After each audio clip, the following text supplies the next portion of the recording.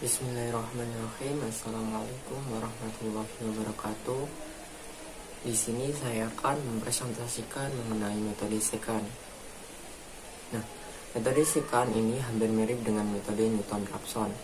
Perbedaannya dengan metode Newton-Raphson terletak pada pendekatan untuk turunan pertama atau f aksen pada fungsi f.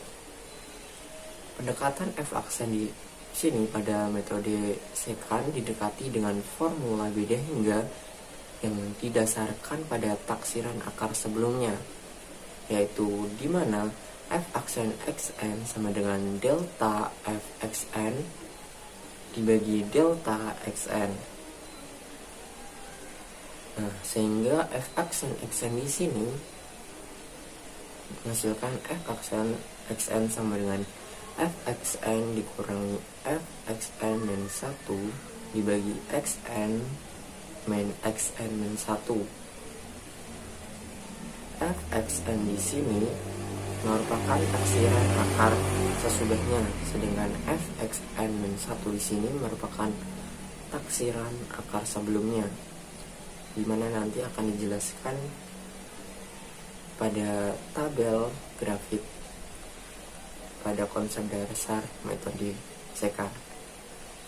Nah, kemudian persamaan beda hingga f aksen xn sama dengan f xn min f xn min 1 dibagi xn min xn min 1 di sini disubstitusikan ke persamaan Newton-Raphson, sehingga diperoleh suatu persamaan di mana xn plus 1 sama dengan buka kurung xn min 1 dikali fxn dibagi fxn dikurang fxn min 1. Di sini xn plus 1 merupakan suatu hasil dari beda hingga yang kita cari sebelumnya, atau di sini merupakan akar baru dari beda hingga yang kita cari itu. Nah, di sini akan dijelaskan pada konsep dasar metode secant. Nah, kemudian pada pembahasan ini saya akan membahas mengenai konsep dasar metode secant, algoritma metode secant, dan contoh soal metode secant.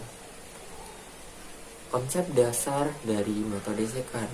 Konsep dasar yang pertama yakni menentukan aproksimasi salah satu akar melalui pendekatan garis lurus.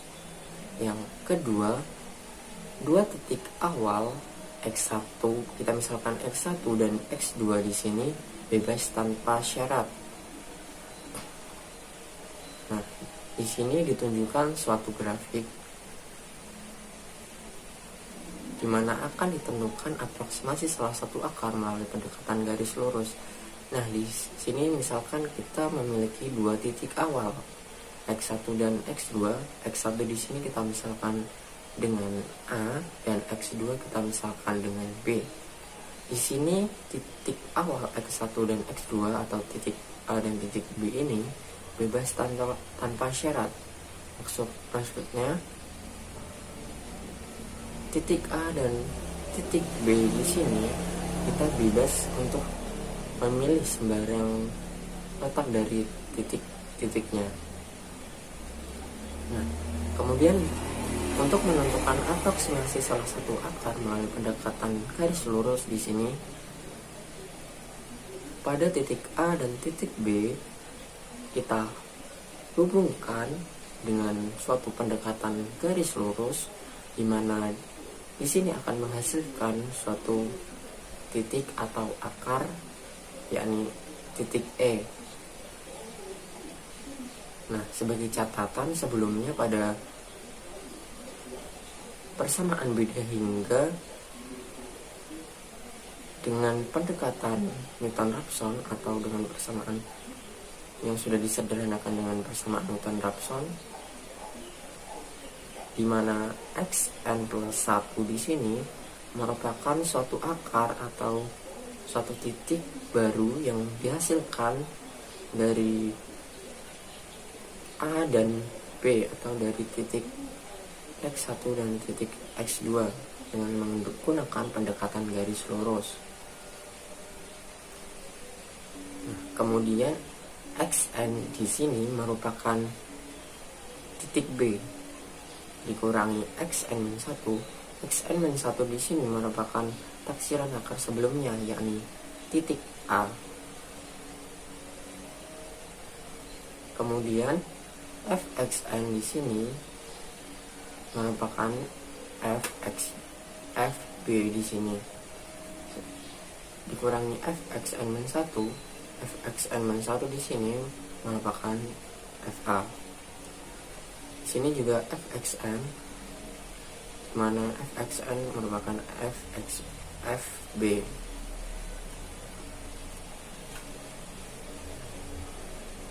Kemudian algoritma dari metode sekant. Langkah yang pertama yakni berikan dua nilai tebakan awal X1 dan X2. Nah, nilai tebakan awal X1 dan X2 di sini bebas tanpa syarat, di mana kita dapat menentukan X1 di sini dimisalkan dalam sebuah gambar grafik sama dengan X0, dan titik X2 di sini merupakan dalam grafik kita misalkan sebagai X1. Nah, langkah yang kedua, hitung nilai baru atau XT dengan cara XT sama dengan XB min FXB buka kurang XB min XA kurang tutup dibagi FXB dikurang FXA. Nah, di sini kita akan mencari nilai baru dari XT. Nah, melalui konsep dasar sebelumnya, kita dapat mencari nilai baru yakni melalui pendekatan garis lurus. Nah, di mana akan ditemukan suatu titik atau suatu akar X2.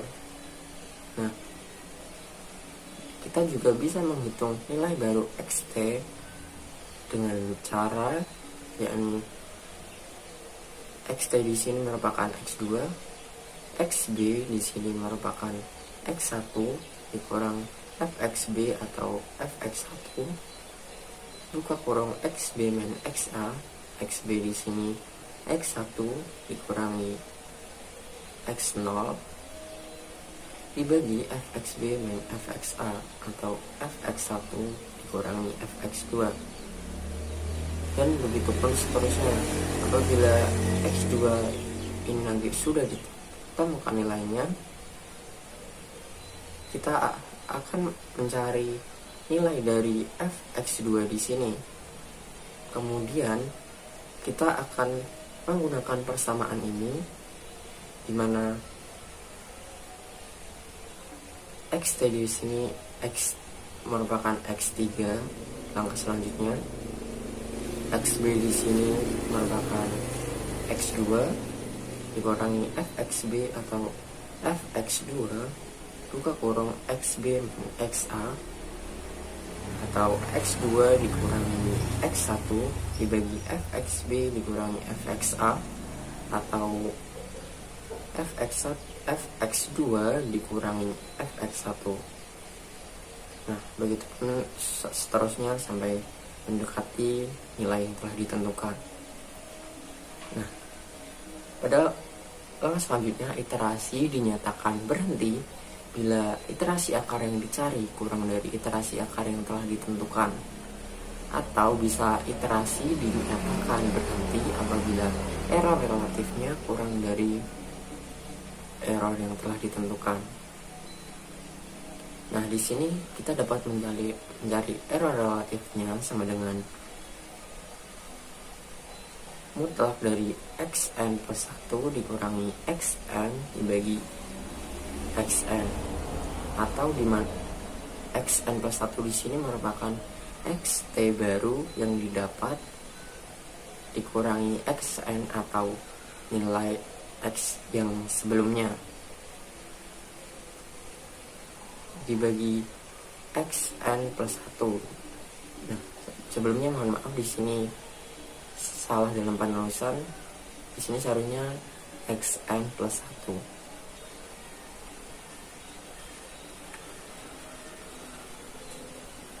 Kemudian contoh soal. Gunakan metode sekant untuk menaksir akar fx sama dengan pangkat min x dikurangi x. Gunakan nilai awal x0 sama dengan 0 dan x1 sama dengan 1, dimana diketahui akar sesungguhnya adalah 0,5671439. Nah, penyelesaiannya di sini diketahui nilai awal x0 sama dengan 0 dan x1 sama dengan 1, dan diketahui akar sesungguhnya di sini kita misalkan n sama dengan 0,5671439. Nah, sebagai solusinya, karena yang diketahui akar sesungguhnya atau kita misalkan di sini n, sehingga kita tidak perlu mencari error relatifnya. Dan apabila dalam suatu soal kita disuruh mencari error relatif dari suatu fungsi yang telah ditentukan itu, maka kita akan menggunakan rumus error relatif yang telah saya sampaikan sebelumnya. Nah, melalui solusi selanjutnya, yakni melalui iterasi pertama, di sini kita ketahui di mana x0 sama dengan 0 dan x1 sama dengan 1. Nah, sehingga kita dapat mencari nilai dari fx0, di mana x0 di sini bernilai 0 ke dalam persamaan fx sama dengan pangkat min x dikurangi x, di mana kita dapat mengetahui nilai dari fx0 itu bernilai 1. Nah, kemudian kita akan mencari nilai dari fx1 ke dalam persamaan fx sama dengan pangkat min x dikurang x, di mana kita dapat mengetahui nilai dari fx1 di sini sama dengan min 0,63212. Nah, langkah selanjutnya kita akan mencari nilai xt atau nilai akar baru yang terbentuk. Nah, xt di sini sama dengan x1 dikurangi fx1 buka kurung x1 dikurangi x0 kurung tutup dibagi fx1 dikurangi fx0. Nah, setelah itu kita substitusikan atau kita masukkan nilai-nilai yang sudah diketahui ini, di mana x1 di sini bernilai 1, fx1 bernilai 0,63212, x1 1, x0 bernilai 0 dibagi fx1 di sini bernilai 0,63212 dikurangi fx0, di mana fx0 bernilai 1. Nah, kemudian didapatkan hasil dari xt tersebut, yakni 0,61270. Nah, selanjutnya pada iterasi kedua, di mana diketahui x1 sama dengan 1 dan xt yang sebelumnya kita ketahui pada iterasi pertama, atau bisa kita bilang itu sebagai x2, yakni sama dengan 0,61270. Nah, di sini fx1 sudah kita ketahui nilainya, yakni 0,63212. Nah, sehingga kita akan mencari nilai fx2 dimana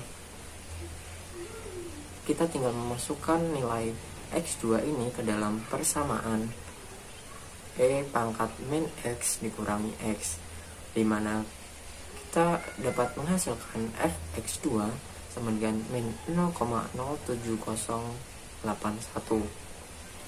Kemudian kita lanjutkan ke persamaan xt sama dengan x2 dikurangi fx2 buka kurung x2 dikurangi x1 kurung tutup dibagi fx2 dikurangi fx1. Nah, sehingga kita dapat mengetahui XT barunya sama dengan 0,56384. Nah, di sini sebenarnya iterasi sudah bisa kita berhentikan karena kedua akar ini terletak pada ruas yang sama atau terletak pada ruas akar yang sama.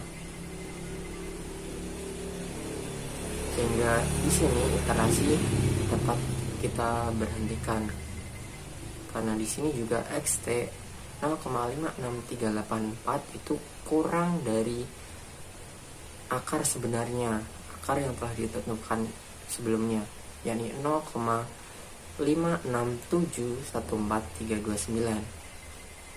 Nah, kita akan mencoba pada iterasi ketiga juga. Apakah pada iterasi ketiga ini juga dapat dibuktikan atau iterasi dapat diberhentikan? Nah, kita sudah mengetahui di mana X2 sama dengan 0,61270 dan XT baru yang telah ditemukan sebelumnya yakni 0,56384. XT baru di sini kita sebut saja sebagai X3. Selanjutnya kita mencari nilai dari fx3, di mana fx3 di sini ditemukan nilai yakni 0,00518. Kemudian langkah selanjutnya kita mencari XT barunya. Nah, pada XT baru ini